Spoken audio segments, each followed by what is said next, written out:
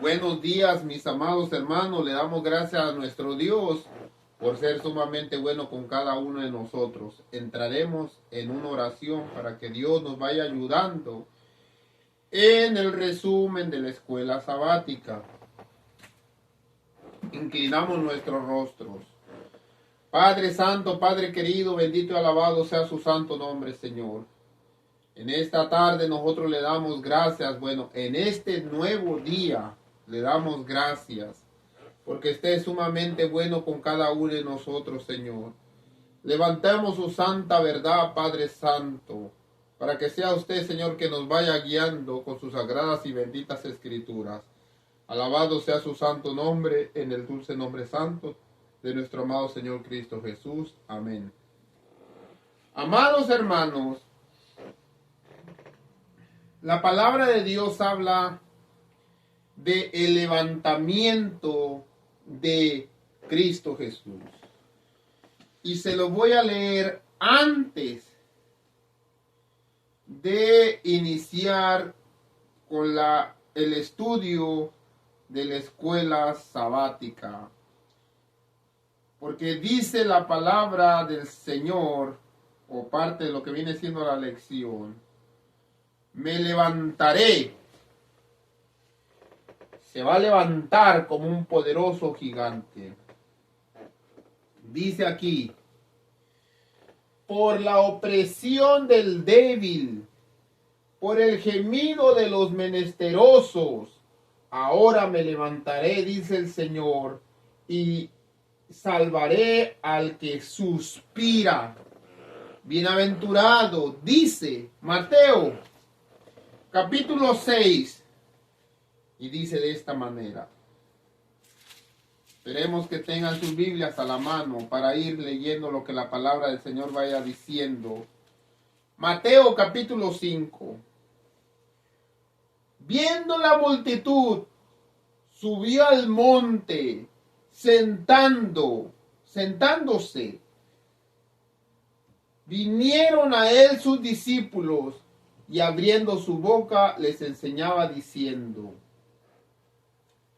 bienaventurados los pobres en espíritu, porque de ellos es el reino de los cielos. Bienaventurados los que lloran, porque ellos recibirán consolación. Bienaventurados los mansos, porque ellos recibirán la tierra por heredad. Bienaventurados los que tienen hambre y sed de justicia, porque ellos serán saciados. Bienaventurados los misericordiosos, porque ellos alcanzarán misericordia. Bienaventurados los de limpio corazón, porque ellos verán a Dios. Bienaventurados los pacificadores, porque ellos serán llamados hijos de Dios. Bienaventurados los que padecen persecución por causa de la justicia, porque de ellos es el reino de los cielos.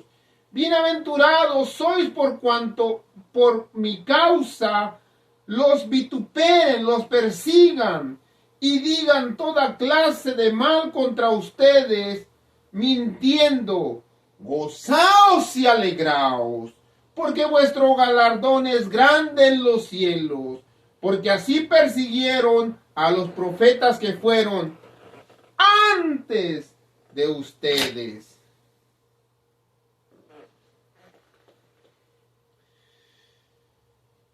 El peor enemigo del pueblo de Dios son los que nos creemos santos. Porque los que nos creemos santos no es, escuchen, no es el que Dios dice, este es manso, puro de corazón. Él se ha santificado, ya ha llegado a la santidad, ha llegado al nivel que es Cristo Jesús, nuestra figura, nuestro prototipo, nuestro maestro, nuestra seña. Es Cristo Jesús. han llegado a ser semejantes a Cristo. Una cosa es que Dios diga, irreprensible delante de Dios y de los hombres, perfectos. Hermano Tadeo, nadie puede ser perfecto en la tierra. Solamente Cristo, dicen. Escuchen claramente, no está loco Pedro. Primera carta de Pedro. Pedro no estaba loco. Al decir,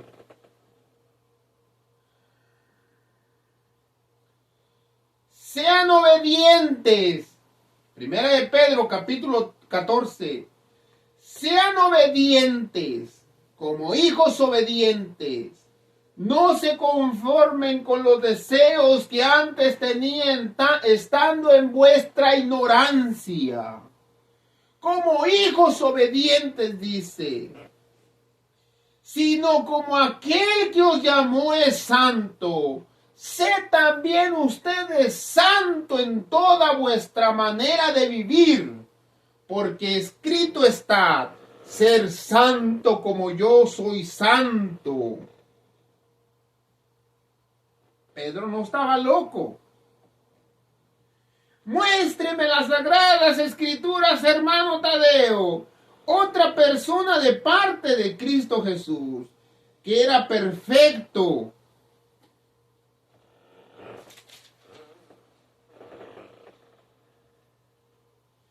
Jehová le dice a Satanás, libro de Job, capítulo 9, capítulo 8. Jehová le dijo a Satanás, ¿no has considerado a mi siervo Job, que no hay otro como él en la tierra? ¿En dónde? No dice en el cielo, dice en la tierra. Varón perfecto, recto, temeroso de Dios y apartado del mal. A Satanás le dolió en el corazón saber que había uno que estaba viviendo de acuerdo a lo que Pedro está diciendo.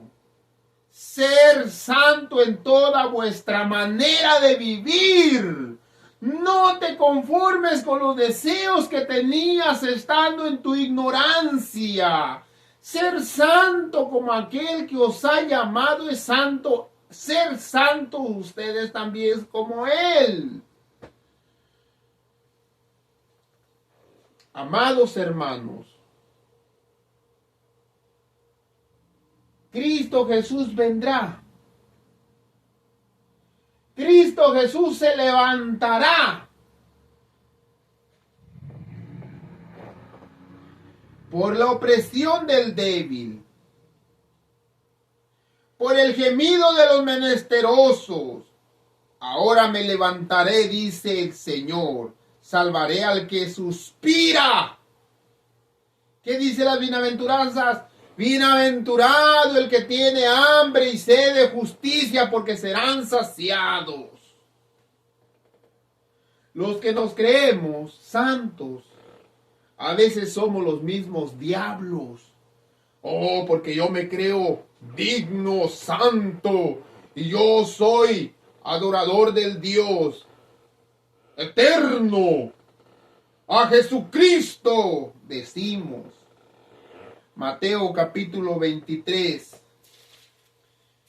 Amados hermanos, escuchen.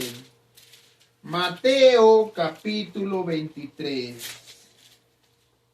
No quiero detenerme, quiero continuar, pero esperemos. Ay, ustedes, 23, 29, para no leerlo todo. Pero si ustedes pueden leer el capítulo 23, pueden leerlo, mis amados hermanos. Nomás tápense los oídos, porque no les va a gustar lo que dice. Nomás voy a leer el 29. ¡Ay, ustedes, santurrones, hipócritas! Hermano, ahí no dice santurrones, ahí dice escribas y fariseos.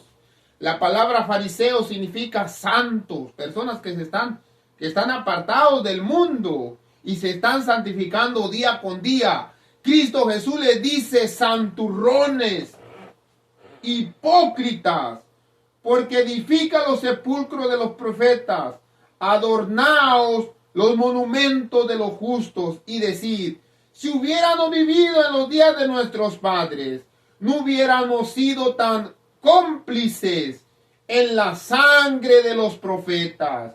Así que dan testimonios contra ustedes mismos de que sois hijos de aquellos que mataron a los profetas. Ustedes también llenan la medida de vuestros padres. Serpientes, generación de víboras, ¿cómo escaparán de la condenación del fuego eterno? Por tanto, he aquí yo os envío profetas, sabios, escribas, y de ellos a unos mataréis, a otros crucificaréis, a otros los azotarás en sus iglesias, y los perseguiréis de ciudad en ciudad, para que venga sobre ustedes la sangre justa que ha sido derramada en la tierra, desde la sangre de Abel el justo a la sangre de Zacarías hijo de Berequías, a quien mataste entre el templo y el altar. De cierto digo que todo esto vendrá sobre esta generación. Jesús mirando al templo de Jerusalén, y le dice al templo de Jerusalén: Jerusalén, Jerusalén, que matas a los profetas, apedreas a los que te son enviados. ¿Cuántas veces quise juntarte a los hijos como la gallina junta sus polluelos, y no quisiste? He aquí vuestra casa os ha dejado desierta, porque os digo que desde ahora no me vas a volver a ver, hasta aquel día que digas: bendito el que viene en el nombre del Señor. ¿Cuándo? Cuando el Señor se levante a pelear contra los santurrones, contra los que se creen limpios, mas sin embargo son sucios. Cuando las dificultades o las injusticias rodean al salmista, este exclama: levántate, Jehová. Ante el clamor, el Señor se levanta cual guerrero para defender a su pueblo indefenso, para juzgar y salvar a los mansos de la tierra. Dios tiene también un plazo fijado para levantarse de su lugar en el santuario para ejecutar su ira y su extraña obra, y tener misericordia por su pueblo. Aquí vienen lo que vamos a ir leyendo. Seguiremos. El guerrero dice: me libró de mis poderosos enemigos y de los que me aborrecían, pues eran más fuertes que yo. Salmo 18:17. ¿Tiene poder Dios para defendernos? Por supuesto. Salmo 18:2. Podemos ver a Dios, dice, manifestándose como un guerrero cabalgando a caballo, diciendo, y haciendo temblar la tierra, levantando humo y fuego a su paso, paralizando al enemigo en su potente voz, usando la fuerza de la naturaleza como flecha y librando así a los que a él aclaman. Salmo 18. Escuchen. Salmos capítulo 18. Hermoso el salmo, escuchemos. Versículo 7 en adelante. La tierra fue conmovida, el temblor y tembló, se conmovieron los cimientos de los montes, se estremecieron porque se indignó él. Humo subió de su nariz, de su boca fuego consumidor, carbones fueron por él encendidos. Inclinó al cielo y descendió. Había densas tinieblas debajo de sus pies. Cabalgaba sobre un querubín. Voló sobre las alas del viento. Puso tinieblas por su escondedero, por cortina suya alrededor de sí. Oscuridad de aguas, nubes de los cielos, por el resplandor de su presencia. Sus nubes pasaron, granizo, carbones ardientes. Tronó en los cielos Jehová, el Altísimo dio su voz. Granizo, carbones de fuego, envió saetas, lo dispersó, lanzó relámpagos, los destruyó. Entonces aparecieron los abismos de las aguas y quedaron al descubierto los cimientos del mundo.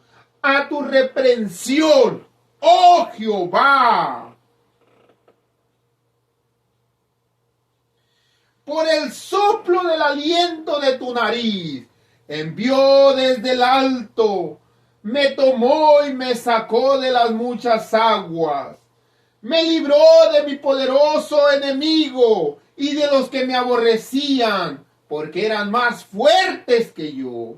Me asaltaron el día de mi quebranto, mas Jehová fue mi apoyo. ¿Cuándo, hermano Tadeo? Daniel capítulo 12 dice, ¿cuándo?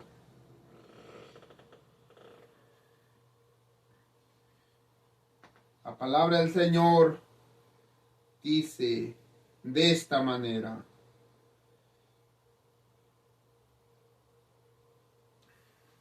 Daniel capítulo 12. En aquel tiempo se levantará Miguel, el gran príncipe de los que están de parte de los hijos de tu pueblo. Será tiempo de angustia, cual nunca fue desde que hubo gente hasta entonces. Pero en aquel tiempo será libertado tu pueblo, todos los que se hayan escritos en el libro. Amados hermanos, ¿y cuándo es ese el tiempo? Apocalipsis capítulo 19 nos dice cuándo es el tiempo que Miguel se levantará para libertar a su pueblo. Después, versículo 11. Entonces vi el cielo abierto, he aquí un caballo blanco. El que lo montaba se llamaba Fiel y Verdadero, y con justicia juzga y pelea. Sus ojos eran como llama de fuego, y había en su cabeza muchas diademas, y tenía en el nombre escrito que ninguno conocía sino él mismo. Estaba vestido de ropas teñidas en sangre, y su nombre es el Verbo de Dios. Los ejércitos celestiales le seguían. Sigue diciendo, vestido de lino fino y blanco y limpio, le seguían en caballos blancos. De su boca sale una espada aguda para herir con ella las naciones. Él regirá con vara de hierro y pisará el lagar del vino del furor de su ira, o de la ira de Dios Todopoderoso. En sus vestiduras, en su muslo tiene escrito este nombre: Rey de Reyes y Señor de Señores. Cristo se va a levantar. Salmos capítulo 18, versículo 2 Salmos capítulo 18, versículo 7 al 18 nos habla de la segunda venida de Cristo Jesús. Aunque era un guerrero acostumbrado, David, a la batalla, David nunca confió en su propia fuerza, en su inteligencia, en su experiencia o en el manejo de las armas. Todo su victoria las debía a Dios, quien peleó siempre por él. La determinación y la magnitud de los actos de Dios deberían disipar cualquier duda sobre el gran cuidado y la compasión de Dios por los que sufren, o sobre su capacidad para derrotar el mal. Solo tenemos que esperar que Él actúe. La justicia. Por la opresión de los pobres, por el gemido del menesteroso, ahora me levantaré, dice Jehová. Pondré a salvo al que por ello suspira. La Biblia deja muy claro que Dios no tolera la injusticia. Si el necesitado o el oprimido clama a Dios, Él se levanta para hacerle justicia. Cuando se sentía vulnerable y enfermo David, sus propios amigos en secreto deseaban su muerte. David clamó a Dios, confesó su propia indignidad, dejó su caso en las manos del Todopoderoso y Misericordioso de Dios. Se aseguró de que Él lo oiría. La actitud de Dios para con los necesitados nos llama a sentir de la misma manera. Es decir, debemos preocuparnos por ello. El Señor recompensa a los que tienen esa actitud. Debemos levantarnos contra la opresión, no apoyados en nuestra sabiduría o capacidad, sino en la sabiduría y en el poder de Dios. Solo Él puede actuar con justicia. ¿Quién? Dios. Dios juzgará todo maltrato, así como la negligencia en ayudar al oprimido. Justicia humana. Salmos 82:3. Defended al débil y al huérfano, hacer justicia al afligido y menesteroso. Dios delegó la capacidad de juzgar a los dirigentes del pueblo, siendo el rey principal juez de Israel. Aquellos que juzgan por delegación divina se les llama dioses. Esta delegación va más allá del pueblo de Dios. Todo aquel que tiene la capacidad de juzgar lo hace por autoridad divina, aunque no lo reconozcan. La autoridad que reciben los que hacen responsables ante Dios por la forma en que administra la justicia. Dios indica la forma en que un juez humano debe de juzgar. Si lo hacen correctamente, son considerados hijos de Dios. En caso al contrario, ellos mismos caerán bajo el juicio divino. Amados hermanos, si tú estás estudiando una carrera de leyes, debes de saber esto. Si vas a juzgar por el dinero, mejor ni te metas, porque Dios te va a juzgar. Pero si vas a juzgar con justo juicio, serás llamado hijo del Altísimo. El juicio, escuchemos. La ira divina, Salmo 69:24. Derrama sobre ellos tu ira. ¿Sobre quiénes? Mateo capítulo 5, nuevamente escuchemos las bienaventuranzas. Mateo capítulo 5. Se la voy a repetir. Viendo la multitud, Jesús subió al monte y sentándose, vinieron a él sus discípulos, abriendo su boca, les enseñaba diciendo: bienaventurados los pobres en espíritu, porque de ellos es el reino de los cielos. Bienaventurados los que lloran, porque ellos recibirán consolación. Son personas que les están haciendo un falso juicio. Bienaventurados los mansos, porque ellos recibirán la tierra por heredad. Bienaventurados los que tienen hambre y sed de justicia, porque ellos serán saciados. Bienaventurados los misericordiosos, porque ellos alcanzarán misericordia.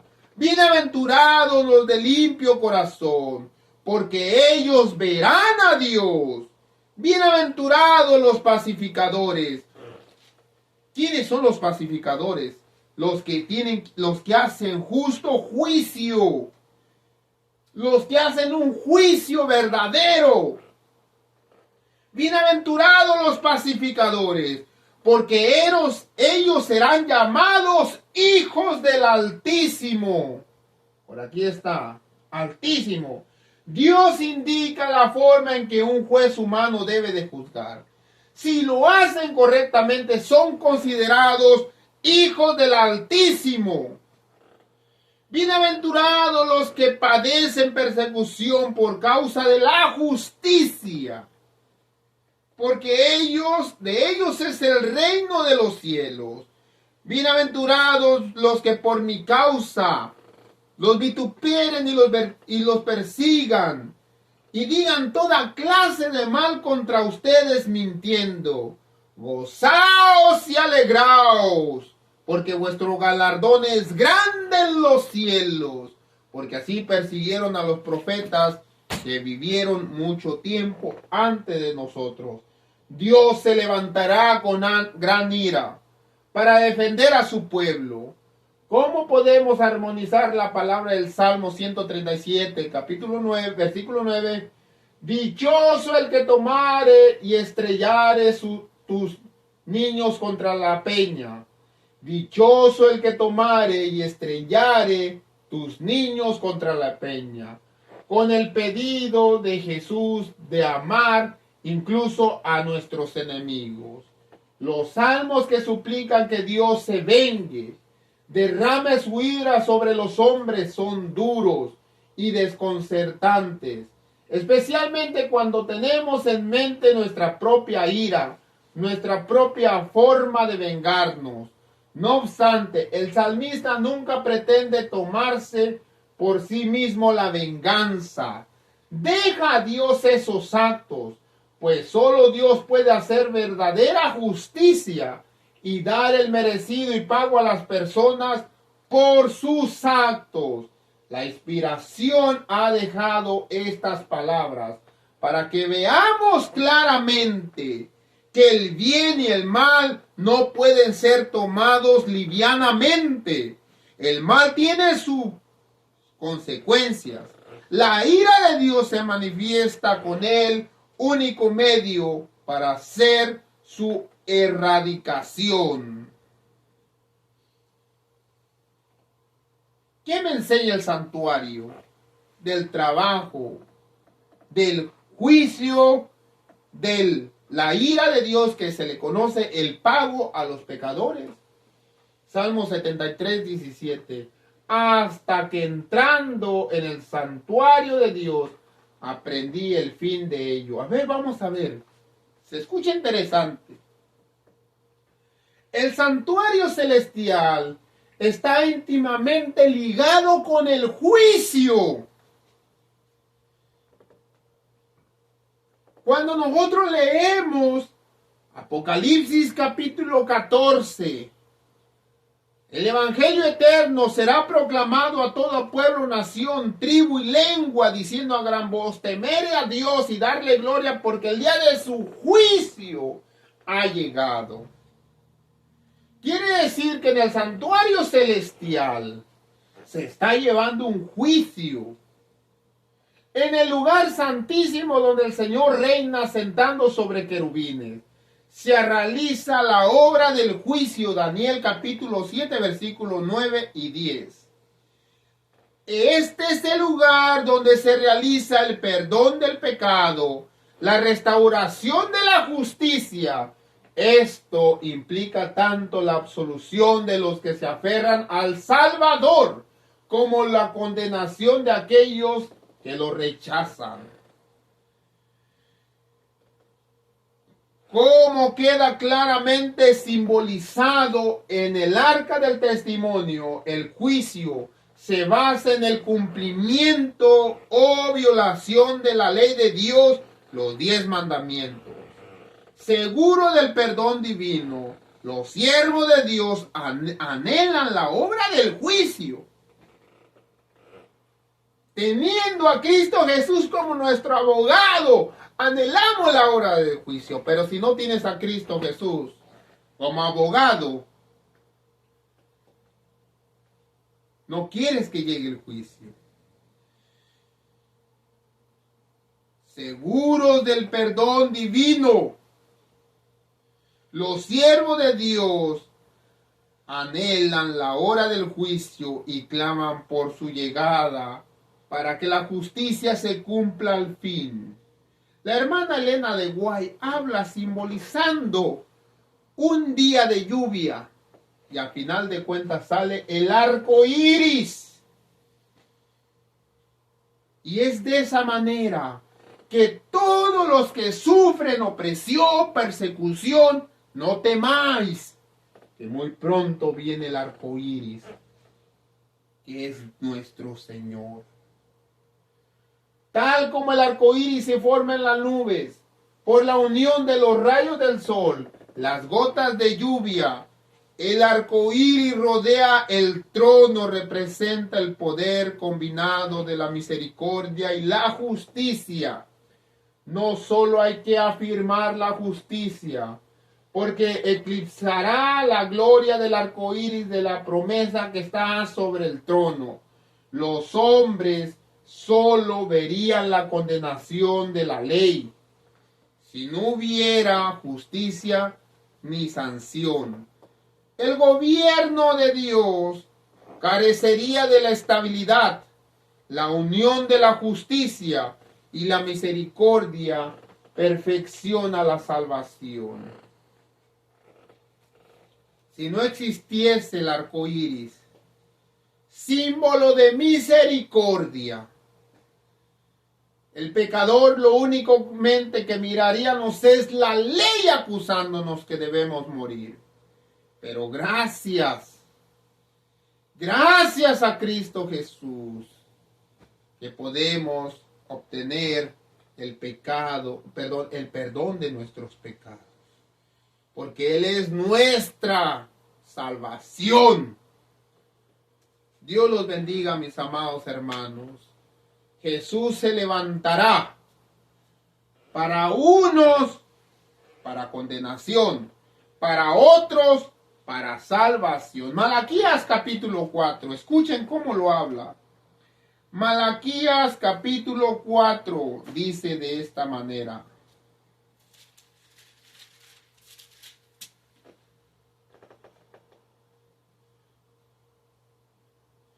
Mas ustedes los que temen mi nombre.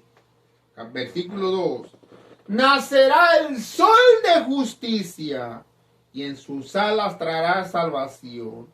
Y saltaréis y saldréis y saltaréis como becerros de la manada. Pero los que no aceptaron a Cristo Jesús serán ceniza bajo nuestras plantas de vuestros pies. En el día en que yo actúe, ha dicho Jehová de los ejércitos. Dios les dijo al pueblo cuando lo iba sacando de Egipto: a los egipcios que estás mirando hoy, no los volverás a ver. Lamentablemente que el sabio Salomón, que no creo que, no, porque la palabra de Dios dice que era tan sabio, pero tan sabio. No sé qué estaría pensando él al ligarse o casarse, de ver tantas mujeres, y él tuvo 1000 mujeres, de ir a emparentar con los hijos o las hijas de los egipcios. Amados hermanos, nosotros pongamos nuestra mente en el cielo y no confiemos en nuestra propia fuerza ni en nuestra propia inteligencia. Dejemos que Dios nos vaya guiando y Él tiene lo mejor para cada uno de nosotros. Este es el resumen de la escuela sabática. Dios los bendiga, mis amados hermanos, que el Señor esté con ustedes. Donde quiera que vaya, el Espíritu Santo siempre los dirija. En el nombre santo de nuestro amado Señor Cristo Jesús. Amén.